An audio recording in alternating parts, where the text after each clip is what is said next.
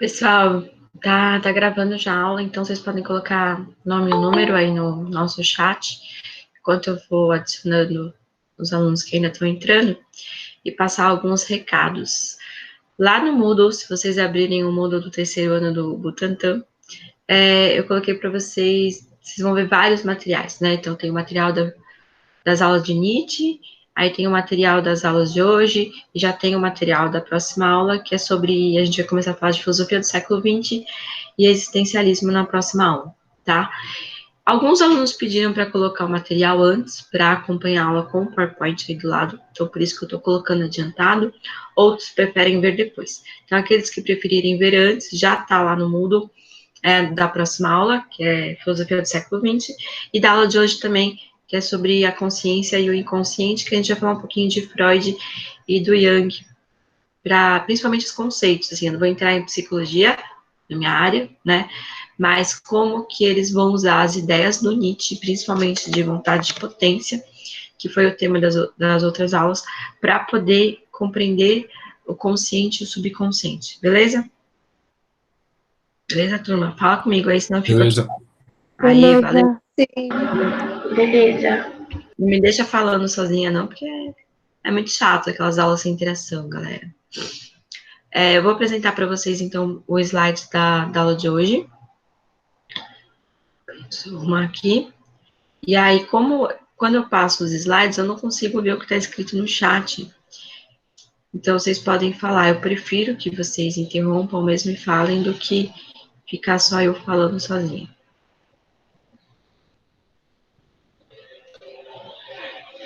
Começando a compartilhar aí com vocês, então. Apareceu aí, turma? Apareceu sim. Então, tá bom.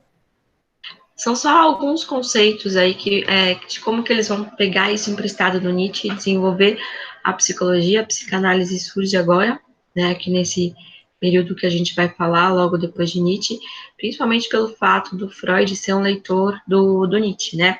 Quando ele entra em contato com aquele conceito de vontade de potência, para o Freud, ele quer tentar entender de onde que surge aquela vontade interior, então, para poder colocar em ato, né, aquela vontade. Ele vai tentar fazer uma investigação da interioridade do ser para poder compreender de onde que vem aquelas vontades humanas para poder colocar em ação as essas vontades.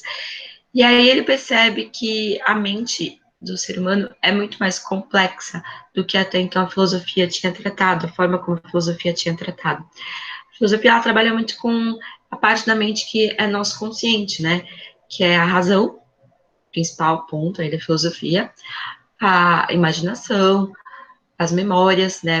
As memórias elas não sejam acessíveis da maneira que a gente gostaria que fosse, a gente não consegue ter controle. Às vezes a gente esquece de coisas que a gente gostaria de lembrar, às vezes a gente lembra de coisas que a gente gostaria de esquecer, e a memória sempre foi aí um ponto importante para a história da filosofia, desde Agostinho, que já trabalha com essas questões da memória, quando ele tenta, na interioridade do ser, buscar a um Deus que a gente já esteve junto, né? Então, nada melhor do que buscar esse Deus, esse encontro com Deus, do que na memória. Então, a memória sempre foi uma incógnita para a filosofia, mas sempre foi também um estudo para a filosofia, tá? Para o Freud vai ter muito mais além disso, né? Então ele parte mais para a interioridade do ser para poder tentar compreender, e aí ele começa a desenvolver o conceito de inconsciente, que a gente vai falar um pouquinho dele hoje, tá? Então, quais são as principais questões filosóficas desse período que eles vão começar a tentar buscar aí? Primeiro, a gente precisa falar do que é a consciência, para poder entender o inconsciente, né?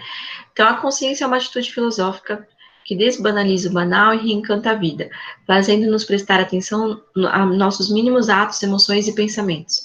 Ela nos ajuda, enfim, a viver mais com ciência, com sabedoria. Mas a sabedoria é a presença, né, de estar aqui agora. Eu só estou aqui agora com vocês porque eu tenho consciência. E eu tenho consciência com quem eu estou falando, sobre o que eu estou falando, no que está no meu entorno. Então, é o estar aí, a consciência, tá?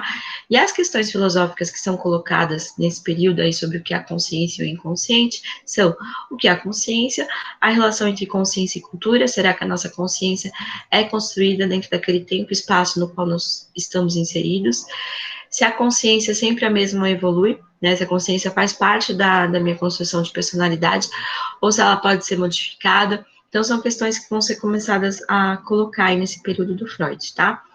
Então, vamos tentar definir aí o que é a consciência primeiro, para poder falar do inconsciente de Freud. Então, o que é a consciência?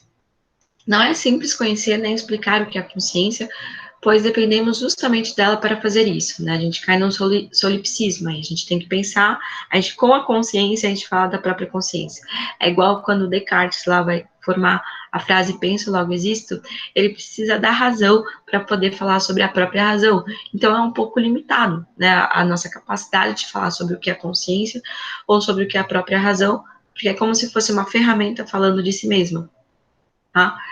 Então, existe uma recursividade em saber que se sabe, em sentir que se sente, enfim, de ser consciente de que se é consciente. Todos nós temos a consciência de que a gente é um ser consciente.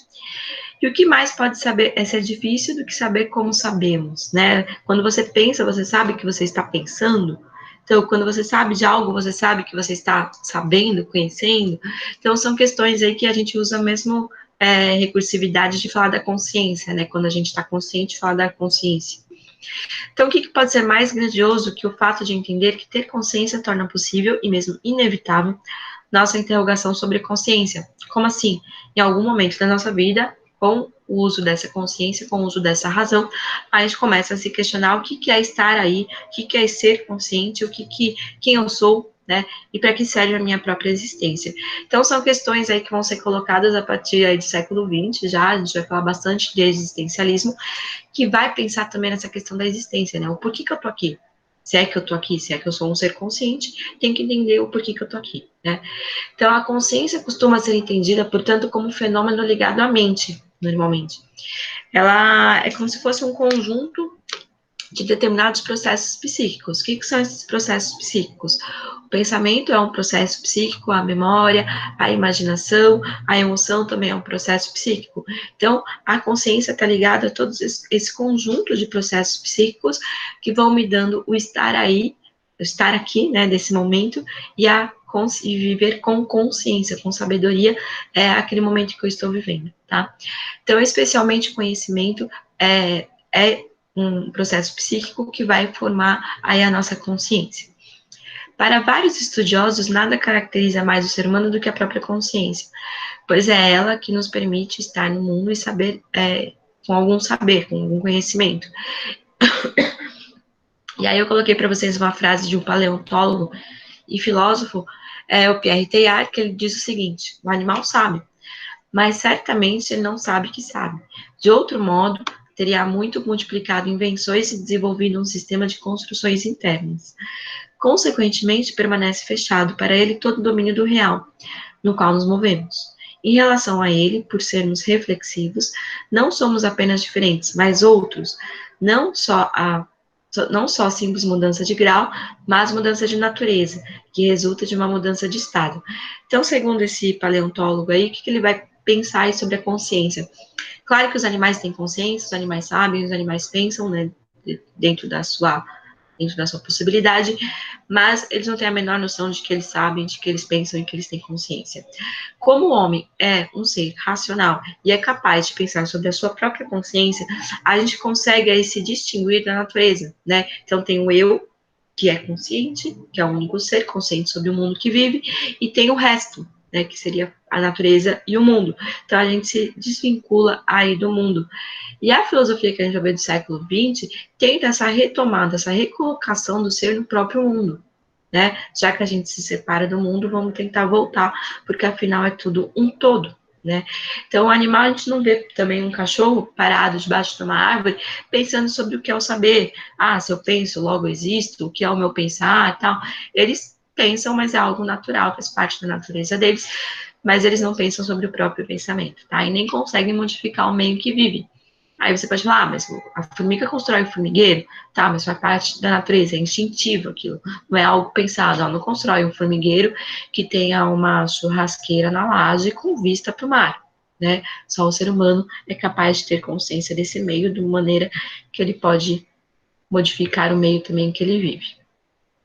Então, sentir o que acontece quando o ato de aprender modifica no seu ser, os processos físico-químicos que ocorrem dentro do seu cérebro, a presença jamais descansa, desde o despertar até o dormir.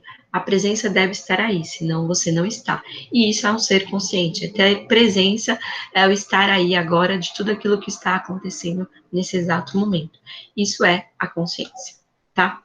Qual que é a relação entre consciência e identidade? Se é através da consciência que a gente recebe, né, que a gente vai recebendo na nossa mente, participando daqueles processos mentais, que é o de conhecimento, emoção, memória, se é através dela que a gente faz esse processo, ela também faz parte da nossa própria identidade. É a nossa consciência que vai mostrando quem eu sou, é o meu ego, né? Então a gente vai falar um pouquinho aí sobre essa questão de si mesmo, que é o self, e da construção do ego, que é o eu, né? Então, no processo de conhecer, a consciência seria o padrão mental unificado que se forma quando se conjugam um sentimento de si, que é o self, sentimento de si mesmo, e o objeto que se percebe se torna conhecido. Sem sensação, sentimento de si, não há consciência. E isso é bacana até mesmo para a psicologia da educação. Então, quando eu passo para vocês, por exemplo, a fazer o mapa mental, o mapa conceitual, não é à toa. Quando você consegue relacionar aquele conceito com algum tipo de emoção, com algum tipo de sentimento, você memoriza muito mais fácil, né? Então, através do mapa mental, como parte de você, e também está ligado com alguns desenhos e com algumas construções mentais, ao fazer aquilo, você consegue memorizar e compreender mais o sistema filosófico do filósofo que você está trabalhando. Então, quando o conhecimento, né, quando o estar aí está ligado com algum tipo de emoção, algum tipo de sensação, isso fica muito mais na memória e você vai construindo a partir desses processos psíquicos, que é o conhecimento recebido, mais a memória, mais a sensação, mais a emoção, a consciência da complexidade daquilo que você está aprendendo ou que você está recebendo, tá? E isso, claro, que vai interferir aí diretamente na construção da sua própria identidade. Pessoal, até aqui, alguma dúvida? Não? Não? Tranquilo. Acho que não, tá tudo certo. Tá. Se estiver indo rápido demais, avisa aí que a gente dá uma freada, tá? Então, tudo isso aí já era pensado dentro da filosofia, na parte da consciência, que é o estar aí. A gente vai ver muito forte isso aí também em Heidegger, que é um dos filósofos da próxima aula. Só que o Freud, ali, leitor de Nietzsche, né, leitor de filosofia, ele vai perceber que tem muito mais. Ele não concorda que esse self, né, esse ego, essa nossa personalidade é construída apenas pelo nosso consciente, que são esses processos psíquicos que a gente tem consciência de que estão acontecendo. E ele vai além disso. Então, ele vai falar um pouquinho aí sobre inconsciente pessoal. Ele é o primeiro a falar do inconsciente, tá? Então, vamos ver como que ele vai formular esse conceito aí.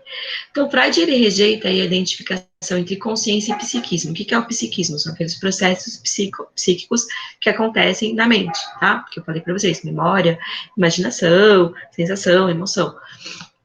A maioria das pessoas, segundo Freud, aí, tende a pensar que não existe nada mais em suas mentes além daquilo que sabe, seus pensamentos, imagens e recordações. Ou seja, tendemos a acreditar no fundo que consciência e mente são a mesma coisa e que a mente pode conhecer tudo se empreender um trabalho devido para tal, que a gente é capaz de tudo, que a nossa mente não é limitada.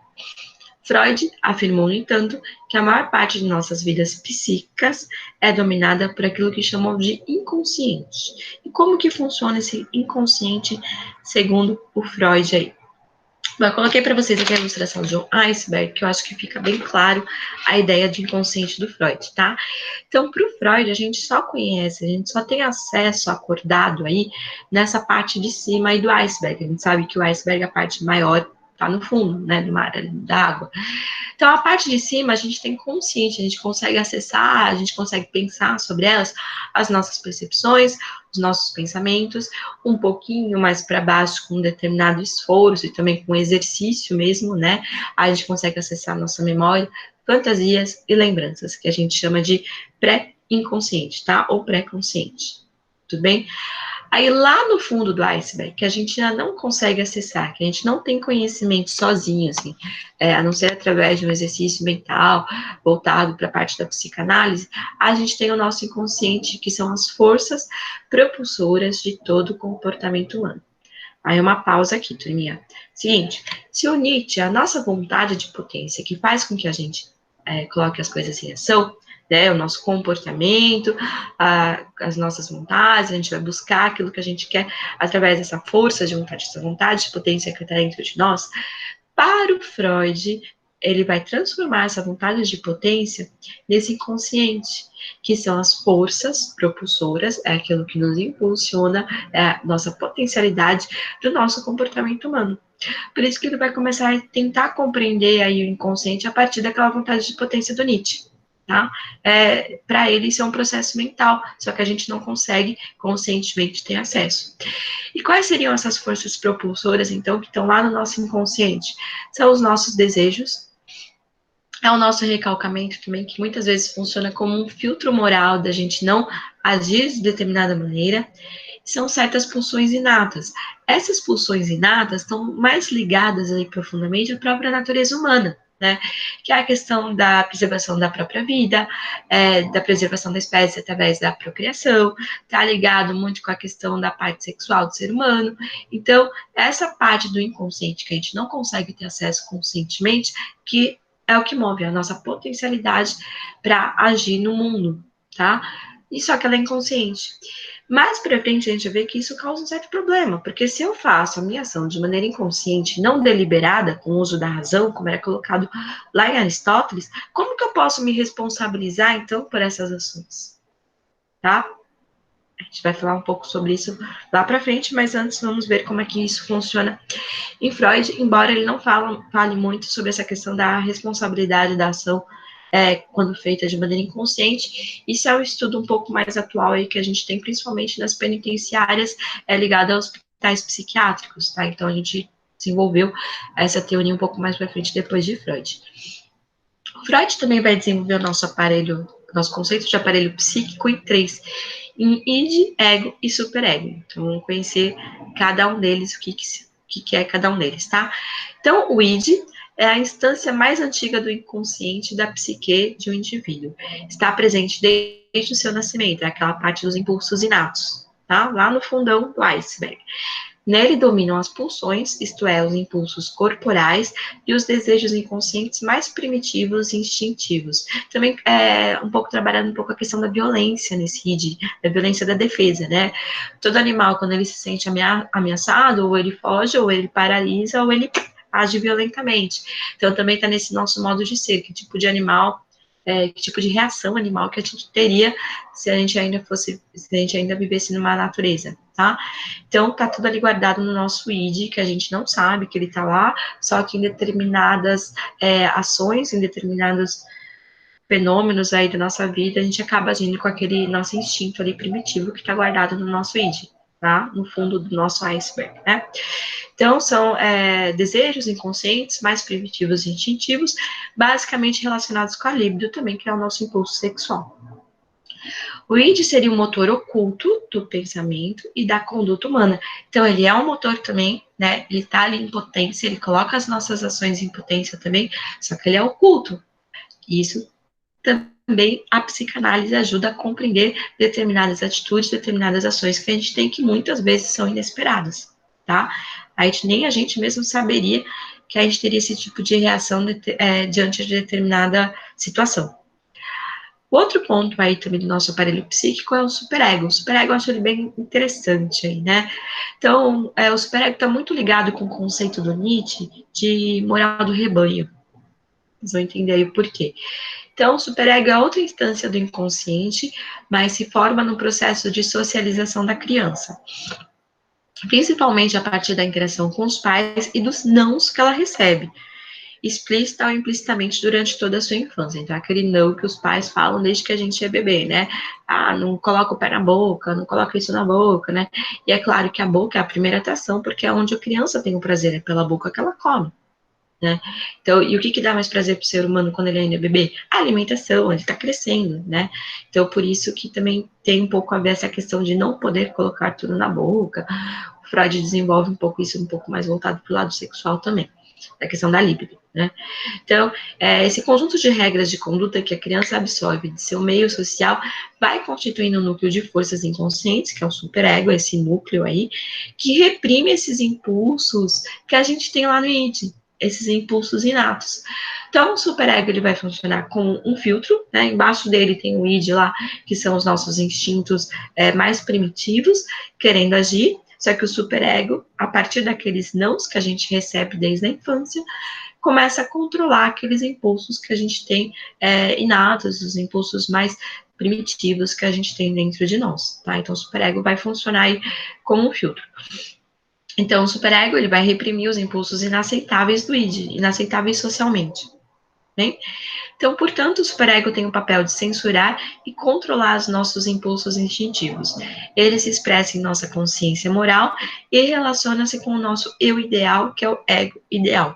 Então, ele tem um papel aí de filtro moral. O problema que eu falei que está ligado com a questão do rebanho, a moral do rebanho do Nietzsche, é que quem fala esse não é um homem, né, um ser humano. Então, quem garante que o não é certo, que o não é errado? E aí a criança já nasce, então, dentro daquele rebanho, achando que aquele não é o certo, né? Então, isso vai continuar se repetindo na sociedade. Claro que não dá para liberar tudo para a criança fazer o que ela quiser, educar de maneira totalmente solta, mas entender o porquê do não é importante. Não é só o não pelo não, tá? Então, isso também faz parte um pouco da psicologia da educação, que é estudado a explicação dos nãos, né? Você tem que colocar limites, sim, mas mostrar o porquê daqueles limites, né? Não só o não pelo não. E aí, a nossa terceira parte aí do aparelho psíquico de Freud é o ego. A gente vai ver que para o Jung é um pouco diferente aí, turma. Se vocês não concordarem com Freud, ok. A gente já vê o Jung. Então, o ego, por sua vez, é a instância consciente, que aí já está lá na ponta do iceberg, tá? E pré-consciente, que pega a parte da memória, das fantasias, potencialmente consciente, do aparelho psíquico. Ele interage com o mundo externo, é como que a gente recebe o mundo externo e como a gente aparece também para o mundo externo, tá? Ao mesmo tempo que recebe as pressões daquelas camadas do inconsciente que estão lá no fundo do iceberg, que é o id e o superego. É regido pelo princípio da realidade, ligado às condições e exigências do mundo concreto. Então, o ego aí, ele precisa lidar não apenas com as dificuldades que a gente tem no nosso dia a dia, em nosso entorno, mas também com aquela pressão que tem na ponta do iceberg, que é do superego e do id aí, tá? Eles estão lá pressionando para você aparecer como que você é realmente dentro da sua interioridade, e o ego está recebendo ao mesmo tempo essa parte da realidade que a gente recebe do mundo. Então, tem essas duas pressões aí. Freud também observou que quando não consegue enfrentar diretamente essas demandas conflitantes, o ego costuma empregar diversos mecanismos de defesa pelos quais os conteúdos censurados pelo superego são reprimidos, recalcados, mas acabam expressando-se de forma indireta na vida da pessoa, como atos falhos, sonhos e projeções. E aqui é interessante, quando a gente não aguenta aquela pressão da nossa interioridade ligada ao superego, ao nosso id, e nem a pressão da realidade, o ego, ele cria como se fosse um bloqueio mesmo daquilo que é real, que faz com que a gente mude a nossa própria personalidade, segundo Freud. E como que ele cria esses mecanismos aí, né? Primeiro, projetando a nossa própria vida em vida de outras pessoas. Ou projetando a vida de outras pessoas em nós. Como eu gostaria de ser como determinada pessoa, e aí você vai começar a observar a vida daquela pessoa, vai transformar as suas vontades, os seus direcionamentos psicológicos para como aquela pessoa é, né? Ou quando a gente julga o outro por aquilo que nós iríamos fazer, lembrando que o julgamento é subjetivo e também a ação é subjetiva, então nem sempre a pessoa ia agir daquela maneira, mas a pessoa já começa a criar, imaginar fantasias, que aquilo vai acontecer, né? Então o nosso ego aí cria mecanismos de defesa para proteger mesmo a pessoa da realidade, mas muitas vezes não protege, né? Às vezes prejudica. Então é aí que entra um pouco a parte da psicanálise do Freud, é entender o porquê daquela ação, por que o ego está criando esses mecanismos, né? de proteção, ou muitas vezes até para prejudicar, né, quando tem atitudes imaturas, um adulto com atitudes imaturas, né, para poder entender o que funciona lá dentro do ser humano, o que está escondido dentro desse id e dentro desse superego, quais são os filtros que essa pessoa está usando, para poder tentar entender as atitudes e as ações dessa pessoa. Então, a psicanálise funciona dessa maneira. Vamos ver como que ela funciona na prática aí, né? Então, de acordo com a teoria freudiana, trazer à consciência esses conteúdos reprimidos lá do superego e também do próprio id, né, que são os nossos impulsos mais profundos aí, ajudaria o indivíduo a lidar com seus medos e inibições e a se adaptar da melhor maneira possível à sua realidade concreta no presente. E aí ele vai criar a psicanálise, tá? Então, a psicanálise é uma disciplina que consiste basicamente de uma teoria da mente e da conduta humana, vinculada a uma técnica terapêutica para ajudar as pessoas que apresentam problemas psicológicos ou psiquiátricos. E, na verdade, quem nunca, né? Quem nunca... não são problemas, eu não veria como um problema psicológico, para poder entender mesmo a sua parte interna, né? Porque não tem uma linha psicológica para você seguir como normal, porque a parte da psicologia é subjetiva, né? Então é mais para se compreender mesmo. Dentro dessa técnica terapêutica, a gente tem 3 divisões aí, que é a freudiana, que a gente está falando agora, a Jung, que é a psicanálise analítica, e também tem a existencialista, que é uma linha que segue a filosofia existencialista, que a gente já vai falar nas próximas aulas, tá? Então, a freudiana se caracteriza dessa maneira. Então, caracteriza-se pela interpretação por um terapeuta, um psicanalista, dos conteúdos inconscientes, que a gente viu aí do nosso iceberg, encontrados em palavras, sonhos, fantasias do paciente. Então, enquanto ele está lá relaxado, contando, narrando determinadas histórias, determinados momentos da vida, esse psicanalista tem uma formação que é capaz de pegar umas palavras, alguns pontos ali que se relacionam com o id e o superego daquela pessoa. E aí ela vai tentando ajudá-la a compreender um pouco mais a realidade, né, e as próprias ações. Então, para tanto, utiliza-se o método de associação livre, em que o paciente expressa o que lhe vier à mente, falando e associando as palavras e ideias livremente, sem crítica ou preocupação de ser coerente ou preocupação de ser julgado mesmo, né? Porque no ambiente normal você acaba não falando determinadas coisas, não falando determinadas palavras por conta desse filtro do superego que impede da gente ser quem a gente é realmente. Ainda bem, né? Porque se todo mundo mostrasse o seu id por aí, os seus instintos mais primitivos, seria um pouco complicado para os relacionamentos sociais.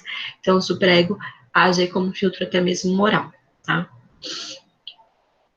E esse superego é importante até mesmo para a questão da violência, para a pessoa não agir de maneira instintiva na sociedade.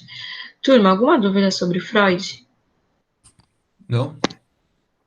Tudo ok, pessoal? Tudo tranquilo. Tudo bem. Tranquilo? Deu para entender como que ele pega a filosofia do Nietzsche aí para poder criar os seus conceitos? Beleza? Vamos Sim. Sim. Então tá, senão daqui a pouco eu vou dormir aqui falando, gente, com vocês. Essa hora da manhã, esse solzinho batendo na minha janela. Então vamos lá pro Jung. O Jung é o mesmo período aí do Freud. Ele vai ser assistente do Freud, mas ele não vai concordar com determinados pontos, tá? Enquanto Freud liga aí o inconsciente muito forte aí a questão da libido, né, da sexualidade da criança, das proibições, do não, o Jung vai ligar um pouco esses nãos, essa parte do superego, da consciência moral, à religião, coisa que o Freud não concorda muito. Então, para o Jung, existe um inconsciente coletivo, né? Como se aquele superego individual do Freud, que é o filtro moral individual, fosse quase que o mesmo para determinadas culturas, tá? Então, é um inconsciente coletivo. Por isso, como eu sei aquilo, da maneira que eu posso agir ou não em determinada cultura, né, as pessoas agem da mesma maneira. E aí choca com aquela ideia de rebanho, moral do rebanho do Nietzsche, né? Então, para o Jung, todos agem da mesma maneira, da mesma forma, pelo fato de ter a mesma educação, de criar esse mesmo filtro moral. Por isso que a gente age da mesma maneira. E se a gente não agisse da mesma maneira, a gente não conseguiria aí criar relações humanas dentro dessa sociedade, dentro dessa cultura. Então, ele vai falar não de um inconsciente individual, inconsciente subjetivo, mas vai falar de um inconsciente coletivo, tá? Então, vamos ver como é que vai funcionar isso aí em Jung. Então, ele é um colaborador aí de Freud e admirador das teorias do Freud, só que ele vai divergir aí com ele em determinados pontos, tá? Os dois discordavam sobre diversas questões. Freud opunha-se, por exemplo, ao interesse de Jung pelas religiões, enquanto esse discorda do Freud, né, sobre a importância ao impulso sexual que ele dava e aos traumas ligados à repressão na infância, aqueles nãos que vão construindo o superego, né? Aí as divergências levaram a um rompimento entre eles, e o Jung vai desenvolver a sua própria linha da psicanálise aí, que é uma psicanálise analítica ou psicologia analítica.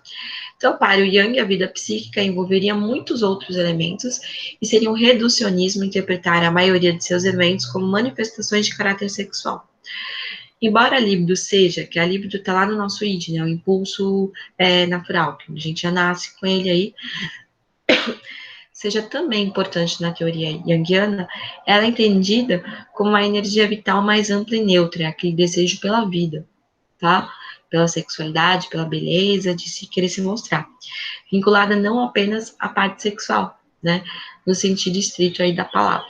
Então, para o Jung, sim, a gente também tem a libido, mas é a libido daquele do cuidado de si, de você querer se mostrar, de você se sentir bem consigo mesmo, e não só relacionados à questão do ato sexual em si, né?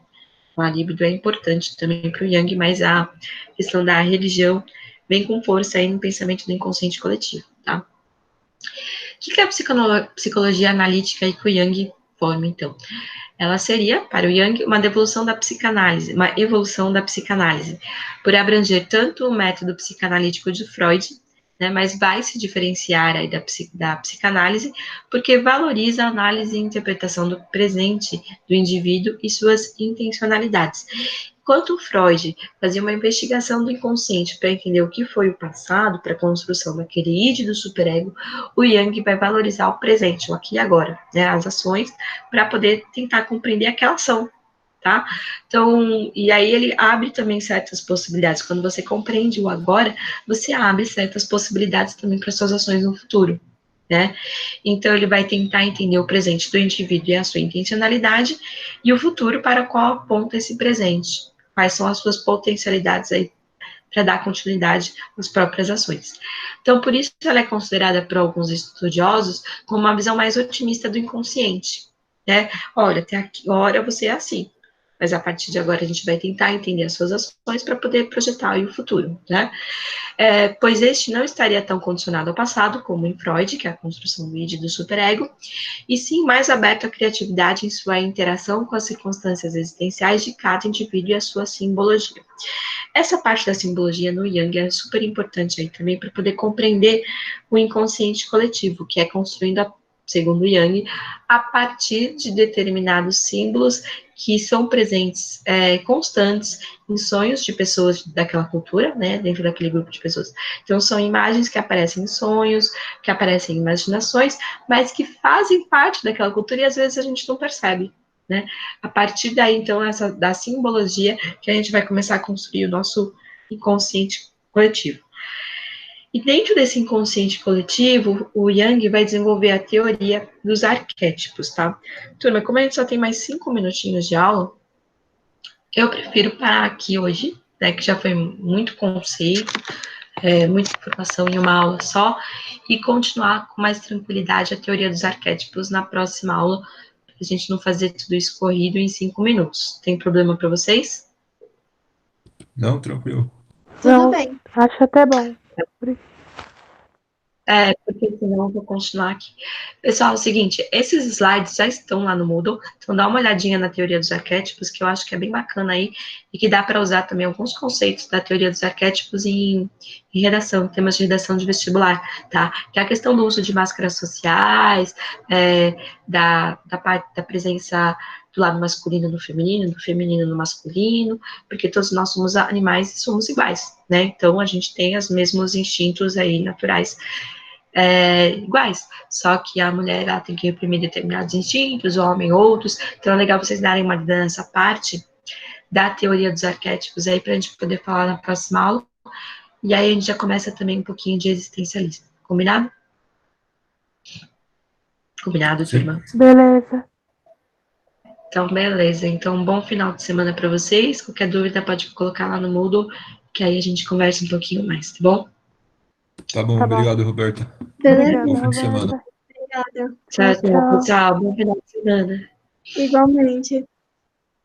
Obrigada, Bia. Roberta, Pode falar. eu posso